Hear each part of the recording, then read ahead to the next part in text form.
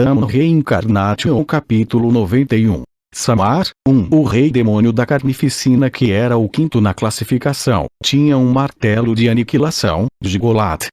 O rei demônio da crueldade, quarto na classificação, tinha a lança demoníaca, Luentus. No entanto, o rei demônio da fúria, que era o terceiro, não possuía nada como uma arma especial. No lugar disso, ele comandava um grande exército. Em seu exército, a proporção de raças heterogêneas era extraordinariamente alta. Os gigantes liderados por Kamash serviam como vanguarda do exército do rei demônio da fúria e, ao lado deles, lutaram contra o povo fera e os elfos. Raças que foram criadas a partir da corrupção de seres humanos, como os vampiros e os licantropos, também foram recrutadas para o exército dele. Os 4 guerreiros mais poderosos de todo o seu exército eram conhecidos como os 4 reis celestiais da fúria. O chefe dos gigantes, o treme-terra, Kamash. O lorde vampiro, o sanguinário Sem. O lunático do povo fera, o depravado Oberon. A princesa e alfa negra, a Rakshasa Iris. 300 anos antes, Amel e Vermouth trabalharam juntos para matar Kamash. Depois disso, eles mataram os reis demônios da carnificina e da crueldade. Enquanto se dirigiam para o castelo do rei demônio da fúria, reforçados por esse impulso, eles foram emboscados pelos vampiros, liderados pelo sanguinário, Sem. Durante essa batalha, eles conseguiram matar Sem. Embora fosse um vampiro e, portanto, extremamente difícil de matar, o poder divino de Anise e a espada sagrada de Vermouth foram suficientes para acabar com ele, e o corpo de Sein foi reduzido a cinzas. No castelo do rei demônio da fúria, eles foram atacados pelo povo fera e pelos elfos negros, liderados por Oberon e Iris. Eles não foram capazes de matar esses dois como fizeram com Sein, pois eles conseguiram recuar para a posição do rei demônio da fúria e prepararam suas defesas finais. Foi uma luta verdadeiramente terrível. Oberon era forte, e Iris também. Desnecessário dizer que o rei demônio da fúria também era extremamente poderoso. No entanto, no final, foram derrotados. Enquanto Vermouth enfrentava o rei demônio da fúria, Moron enfrentava Oberon. O oponente de Amel era Iris. Pai. Ele ainda podia ouvir aquele grito desesperado delas unindo em seus ouvidos. Quando o rei demônio da fúria finalmente caiu, a Iris manchada de sangue correu até ele, enquanto soltava aquele grito. Amel não tinha a intenção de deixar Iris ir livremente. O elfo negro era forte e um oponente difícil de lidar. Mesmo que Iris conseguisse se livrar dele, isso não teria mudado a morte do rei demônio da fúria, mas, independentemente desse fato, Amel planejava acabar com Iris. Mas, para ser franco, ele falhou. Por alguma razão, em vez de usar o que restava de seu poder para fazer um contra-ataque ou reviver a si mesmo, o moribundo rei demônio da fúria o usou para ajudar Oberon e Iris a escaparem. Ninguém ali esperava que o rei demônio da fúria faria algo assim. A magia de Siena não foi capaz de impedir a fuga de Oberon e Iris a tempo. Mesmo um cara como Vermouth mostrou um olhar momentâneo de perplexidade com as ações de rei demônio. Eu vou te matar. Eu vou matar todos vocês. Papai. Quando o espaço foi aberto para formar um portal, a magia negra do rei demônio da fúria engolfou Iris e Oberon. Ela ainda estava tentando atacá-los, mesmo enquanto chorava convulsivamente, mas Oberon, que havia perdido um braço, manteve um aperto firme em Iris. Amel, é porque você me bloqueou. Foda-se, para com essa merda. E daí se eu te bloqueei? Amel zombou do ressentimento de Iris. Mesmo em sua situação atual, com Iris mal conseguindo escapar depois de ser entregue à beira da morte, em vez de Vermouth que enfiou uma espada no peito do rei demônio da fúria, foi ele, Amel, que Iris se ressentiu mais. Era simplesmente ridículo. De qualquer forma, foi assim que o rei demônio da fúria morreu. Iris e Oberon escaparam, e o resto dos elfos negros e do povo fera se dispersaram. Agora, 300 anos se passaram. Os vampiros, que perderam seu Lorde, e os licântropos ficaram sob o controle de Noirjabela, rainha dos demônios da noite. Os gigantes restantes se uniram para formar uma tribo no sertão acidentado de Elmut. Oberon jurou ser o rei demônio da destruição, mas cerca de 150 anos atrás, seu próprio filho rasgou sua garganta e o matou. Quanto a Iris, nunca mais nos encontramos depois disso, lembrou Eugênie. Mesmo que ela estivesse olhando para ele com veneno em seus olhos e cuspindo xingamentos terríveis até o fim, ele nunca encontrou Iris novamente.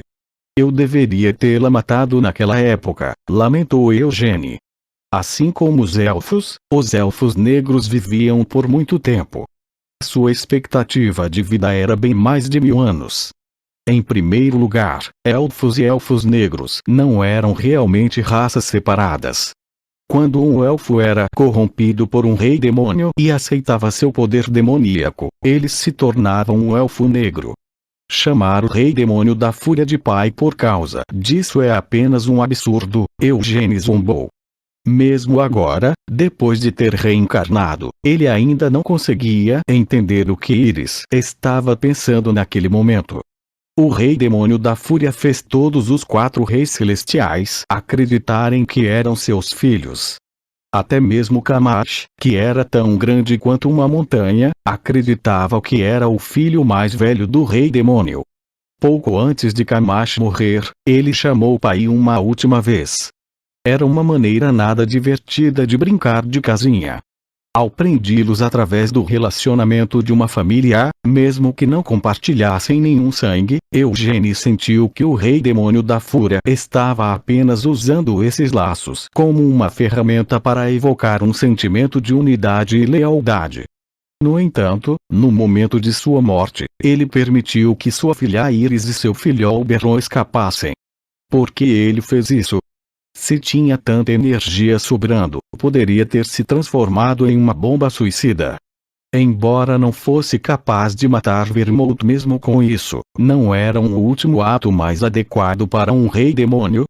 É uma sorte que Oberon tenha falecido, mas o filho que foi capaz de rasgar sua garganta deve ser um insano formidável. O povo fera também foi dividido internamente entre várias raças diferentes.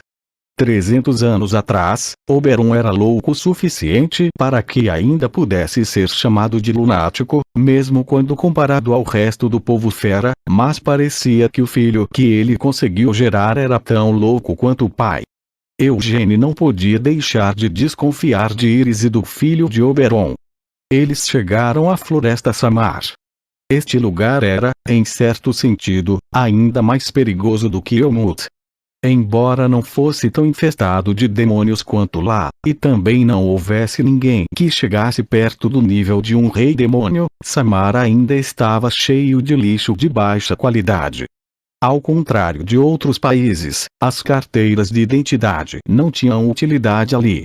Criminosos hediondos que não deveriam ser permitidos no mesmo país, muito menos na mesma cidade, e aqueles que deveriam ter sido presos até apodrecer ou simplesmente executados, se conseguissem escapar ou nunca fossem pegos em primeiro lugar, todas essas pessoas fugiam para Elmut ou Samar. Claro, até Samar tinha leis. No entanto, como essas leis cobriam muito menos do que as leis aprovadas em países comuns, Samar ainda era chamada de zona sem lei. Os nativos daquele lugar eram incivilizados e as leis diferiam de tribo para tribo. Em qualquer país comum, assassinato era um crime, mas em Samar não era necessariamente o caso. O assassinato poderia ser perdoado até mesmo pelo menor dos motivos, e algumas das tribos bárbaras poderiam até considerar o assassinato sem causa um ato valente. E pensar que as pessoas ainda tentariam fazer trabalho missionário em Samar. Deve ser um modo bastante popular de suicídio. Observou um homem de pele morena enquanto examinava Eugênie e Cristina com olhos estreitos. Assim como Cristina disse, não houve problemas com o uso de carteiras de identidade falsas para passar pela fronteira sul de Kiel. Os problemas vieram depois disso. Além de Samar ser ainda maior do que todo o território do Império Kyo, não havia portões de teletransporte abertos para uso. Embora parecesse que alguns haviam sido instalados, havia apenas um punhado de pessoas com permissão para usar os portões em Samar. Não importava quanto dinheiro oferecessem, os nobres estrangeiros não tinham permissão para usar os portões de teletransporte de Samar. Em outras palavras, depois de cruzarem a fronteira, não tiveram escolha a não ser continuar andando de carruagem ou a cavalo. Depois de terem viajado assim por alguns dias, chegaram à cidade comercial que ficava mais próxima da fronteira. Embora fosse chamada de cidade comercial, não se comparava a nenhuma das cidades encontradas em Kyo ou Arot. Não havia prédios com mais de alguns andares e as estradas eram imundas. Nossas razões para vir aqui não deveriam importar para você, não é? Cristina disse com um sorriso suave enquanto mostrava a ele sua carteira de identidade. Com isso, o homem soltou uma gargalhada e virou a carteira de identidade de Cristina para inspecioná-la. Vamos ver aqui. Então você é uma aventureira classe D, mas e daí? Esta pousada não é afiliada à Guilda dos Aventureiros. Eu gostaria de receber o serviço regular para alguém da minha classe. Cristina solicitou hesitantemente. Senhorita Freira, você está fingindo ser ingênua, ou é realmente tão ingênua? Este lugar pode estar perto de Kyo, mas ainda é uma cidade em Samar. Seja esta carteira de identidade ou sua classe de aventureira, ambas são inúteis aqui. Disse o estalajadeiro com uma risadinha enquanto devolvia a carteira de identidade a ela. Você quer o serviço regular para sua classe? Essa é uma das piadas mais engraçadas que já ouvi. Senhorita Freira, você precisa perceber. Aqui é Samar. Esta pousada pode ser afiliada à Guilda dos Aventureiros, mas ainda é a mesma, não importa em qual guilda você esteja viajando. É impossível confiar nas carteiras de identidade de qualquer um dos desgraçados que rastejaram até aqui. Pare, isso também não funciona. O que quer dizer com não funciona? Eugênie perguntou como uma sobrancelha franzida quando foi pego puxando sua carteira. O estalajadeiro elaborou. Estou falando do seu dinheiro não funciona aqui. Portanto, não tente me subornar, porque é inútil. Vocês dois realmente não sabem nada sobre Samar. Samar não usa nenhuma moeda estrangeira. O que é usado aqui são... Eu já sei disso, então pare de me interromper inutilmente. A menos que você queira levar uma surra, quero dizer. Eugênie ameaçou com um sorriso enquanto se inclinava mais perto da mesa. Do outro lado da mesa, o estalajadeiro ficou momentaneamente perplexo com a súbita mudança de atitude de Eugênie antes de murmurar. Que moleque rude! A expressão do estalajadeiro se transformou em uma carranca quando colocou um dedo na campainha escondida sob a mesa. Com apenas um leve toque, poderia chamar os mercenários que esperavam no andar superior. No entanto, o estalajadeiro não conseguiu apertá-la. Uma adaga que perfurou a parte de baixo da mesa parou bem perto do dedo do estalajadeiro. Ei, não precisa apressar as coisas. Eugênie o repreendeu. O estalajadeiro perguntou trêmulo. Seu maldito, o que diabos pensa que está fazendo? Eugênie levantou uma sobrancelha. Eu não disse para você continuar ouvindo até eu terminar de falar. Eugênie tirou uma pequena joia de dentro de sua capa e a colocou sobre a mesa. Era uma das joias que havia obtido do Emir de Kajipan. Vendo isso, os olhos do estalajadeiro se arregalaram. Podemos não conseguir usar nenhuma de nossas moedas estrangeiras, mas ainda podemos usar joias, certo? Afinal, todo mundo gosta de coisas brilhantes. Eugênie sorriu. O estalajadeiro ficou sem palavras. Pois bem, velho. De agora em diante, pare de me interromper e apenas responda às minhas perguntas. Instruiu Eugênie. e pare de tentar me julgar pela minha aparência e ouça como eu falo. Agora você deve ser capaz de reconhecer um companheiro mercenário que ganha a vida com a espada, não é? O rosto do estalajadeiro endureceu ligeiramente. Ele podia sentir a nitidez da adaga que estava tocando seu dedo, e ficou alarmado com o fato de Eugênie tê-la cravado na mesa sem dar nenhum sinal de antecedência. Essa não era a única coisa que o deixava desequilibrado.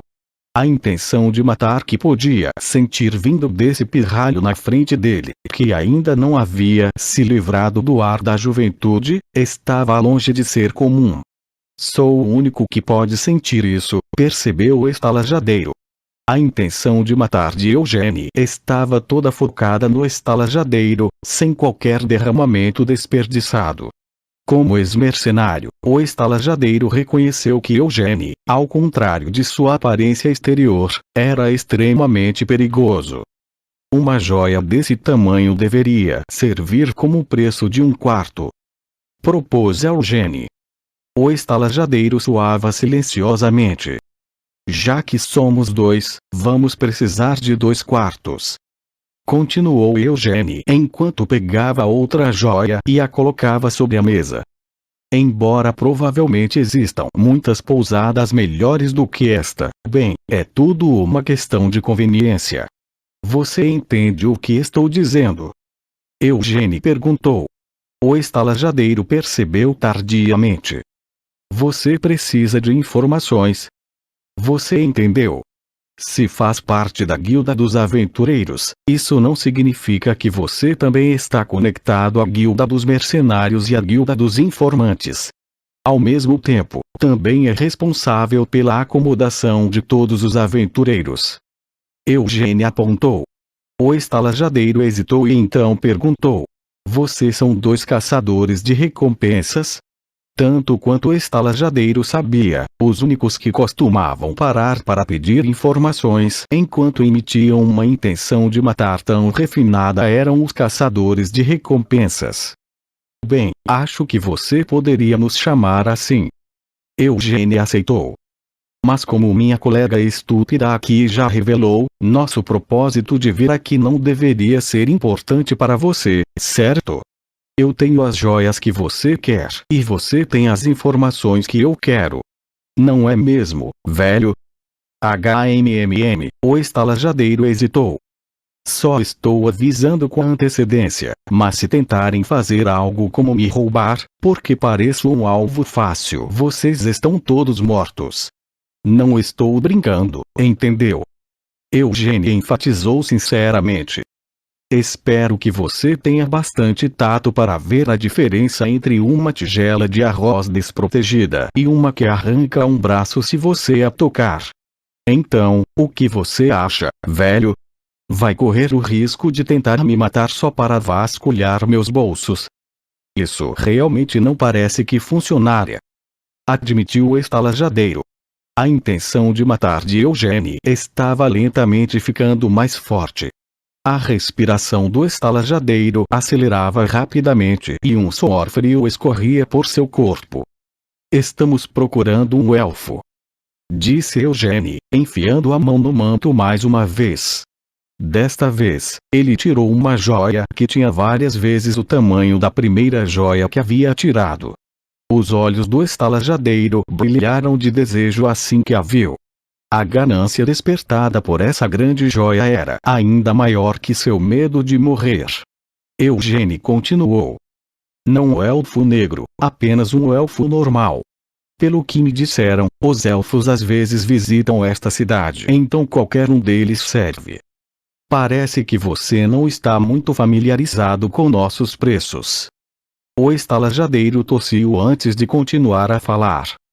Para informações sobre os elfos, vamos precisar de 3 joias do mesmo tamanho dessa.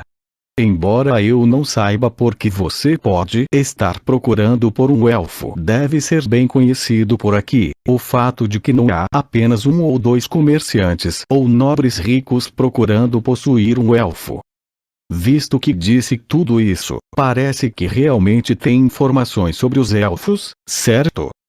Eugênie confirmou. Em troca de uma dessas joias, posso colocá-lo em contato com o informante. Ofereceu o estalajadeiro.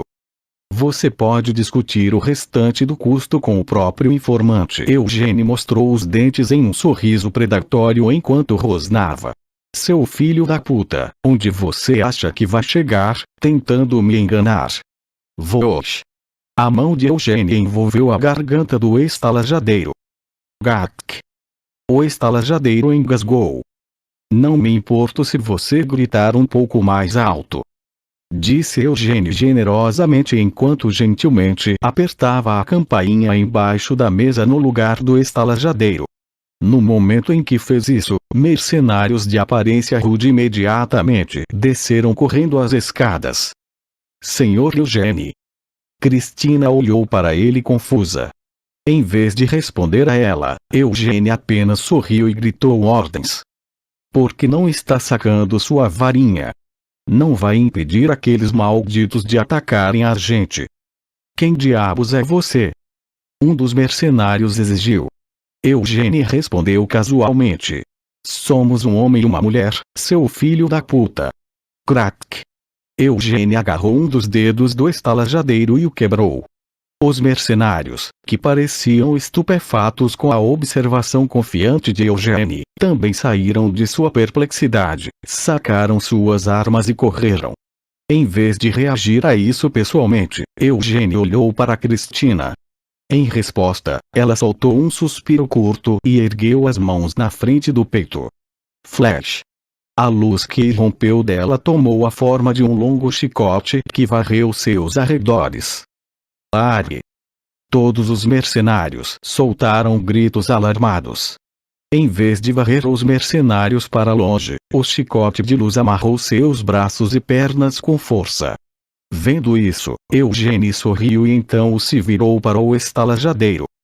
Cristina, qual era mesmo o nome desse maldito? Eugênio perguntou. É Jackson. Respondeu Cristina. Esse é um nome bastante comum. Observou Eugênio. Ei Jackson. Eu não disse isso agora mesmo. A razão pela qual vim aqui em vez de outra pousada, é tudo por uma questão de conveniência. Crack, crack. O dedo de Jackson foi dobrado ainda mais para trás. Embora Jackson gritasse e tentasse se soltar, a mão de Eugênio se recusou a soltar a garganta de Jackson. Eu vim aqui, porque pensei que você fosse um traficante de informações. Mas o que me disse? Disse que apenas aceitaria uma taxa de corretagem e me conectaria ao seu informante. Então queria que eu resolvesse um pagamento separado com o informante. Seu filho da puta, como você pode sair roubando seus clientes assim? Exigiu Eugênio. Jackson gemeu. Gaga. Eu não queria criar confusão, então pensei em resolver as coisas de forma limpa pagando-lhe algum dinheiro, mas não esperava que você tivesse um coração tão perverso. Eugênio balançou a cabeça consternado. Agora, onde eu estava? Ah, verdade. A Guilda dos Informantes tem seu próprio conjunto de leis, correto? Não acho que as leis da Guilda dos Informantes de Samar devam ser muito diferentes de seus outros ramos. Se você disser alguma bobagem durante seus deveres, terá seu dedo cortado, certo? O estalajadeiro gaguejou. E essa lei foi revogada há muito tempo. Quando exatamente foi isso, filho da puta? 300 anos atrás? Se for esse o caso, como são as leis agora? Bem, não que isso importe. Não sou membro da Guilda dos Informantes, então realmente não preciso seguir suas leis, certo? Já que você fodeu comigo, é justo que eu foda com você também, certo? Os olhos de Eugênio se arregalaram quando ele olhou para Jackson. Soltando o dedo que estava segurando embaixo da mesa, Eugênio enfiou a adaga por toda a mesa. Vamos, seu filho da puta. Qual dedo devo cortar? Um da sua mão direita? Ou da sua mão esquerda? Até eu tenho algum senso de misericórdia, então posso evitar a mão que você usa com mais frequência. Você é destro, certo? Se for esse o caso, pegarei um da sua mão esquerda. Mas se eu tirar seu dedo indicador, isso vai atrapalhar sua vida diária, não? Já que é esse o caso, vou cortar seu dedo do meio. Isso provavelmente é melhor do que o dedo indicador. Você pode não ser capaz de mandar alguém se foder apenas com a mão esquerda, mas se for apenas isso, parece um preço muito baixo a pagar por sua estupidez. Declarou Eugene. Antes de entrarem, Cristina informou a Eugene que o nome do estalajadeiro era Jackson e que ele era um corretor de informações pertencente à Guilda dos Informantes. Originalmente, ele pretendia apenas pagar um preço razoável para adquirir as informações necessárias, mas coisas como planos costumavam mudar de acordo com a situação. Cristina pode não ser capaz de entender o motivo das ações repentinas de Eugene, mas pela lógica dele, era sempre melhor impor a disciplina, mesmo que isso significasse fazer barulho, do que ser tratado como um tolo. Agora então, por que você simplesmente não relaxa? Abra bem os dedos da mão esquerda para que seja mais fácil fazer o corte. Você não quer. Se não quiser, adicionarei outro. Os dedos médio e anelar, que tal? Eugênio ofereceu. Jackson tentou avisá-lo. Se você me machucar, a Guilda dos Informantes irá. Esse desgraçado realmente ainda está tentando me ameaçar. Eugênio bufou em escárnio. Tvac. A adaga afiada cortou o dedo médio de Jackson. Ele tentou gritar, mas Eugênio cobriu a boca com a mão para impedir que o grito escapasse. Se eu tivesse medo disso, você realmente acha que eu estaria segurando você pelo pescoço enquanto cortava seus dedos? Eugênio cuspiu enquanto olhava nos olhos trêmulos de Jackson. Pense com cuidado. Perder um único dedo, embora inconveniente, não afetará a sua vida. Se falar agora, vou deixá-lo escapar com apenas um dedo. E você não precisa se preocupar com o pagamento. Se suas informações forem confirmadas, deixarei até essas joias para você. Como as coisas acabaram assim? Dor e medo nublaram a cabeça de Jackson. A situação estava completamente diferente apenas alguns momentos antes. Esses dois idiotas vieram aqui sem saber de nada. Foi surpreendente ouvi-los mencionar a Guilda dos Informantes e os Elfos, com Jackson não se importando com o tipo de circunstâncias que trouxeram esses dois para Samar. Jackson só queria receber uma taxa de corretagem. Ele realmente estava planejando conectá-los com um informante adequado, mas agora, tudo que tinha que ver era o dedo que acabara de ser cortado. Se você realmente não quer cooperar, então não tem jeito mesmo. A Guilda dos Informantes ainda é apenas uma guilda. No mínimo, pelo crime de me tratar como merda e desperdiçar meu tempo, farei com que você morra aqui. Também matarei todos os mercenários que amarramos ali. E depois disso... Bem, você não precisa se preocupar, pois estará morto. Não é mesmo? Ao dizer isso, Eugênio removeu a mão que cobria a boca de Jackson. No entanto, espero que você possa pensar com clareza agora. Se eu sou capaz de vir aqui e agir de forma tão imprudente, isso significa que tenho algo em que posso confiar firmemente para me proteger, não? Você, quem diabos é você? Jackson implorou. Não importa. Apenas me conte sobre os elfos. Com um raspar da adaga, Eugênio afastou o dedo que havia caído sobre a mesa. Por favor, estou sangrando. Jackson gaguejou e Cristina se aproximou dele. No entanto, Eugênio agiu antes que ela, agarrando o toco do dedo de Jackson. Jackson gritou. Fica parado. Acabei de parar o sangramento. Disse Eugênio, seu método de conter a perda de sangue era verdadeiramente bárbaro. Apertando o dedo decepado, ele poderia impedir que o sangue vazasse. Enquanto o corpo de Jackson estremecia de dor e medo, ele olhou para sua mão. Temia que a mão manchada de sangue de Eugênie pudesse se estender para quebrar ou remover um de seus outros dedos.